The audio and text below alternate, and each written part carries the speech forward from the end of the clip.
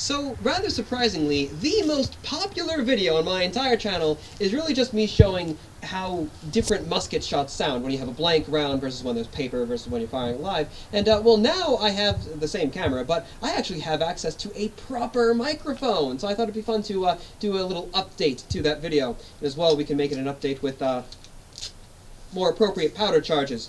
See, the first one that I made, the powder charges were rather limited, rather small.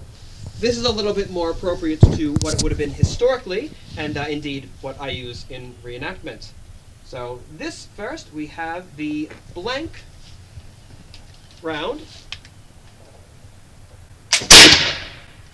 Now let's do with the paper rammed down the barrel.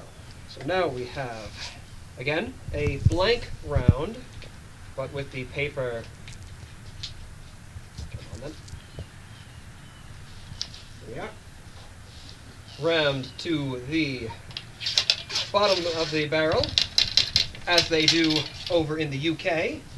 Don't forget this, as we've learned.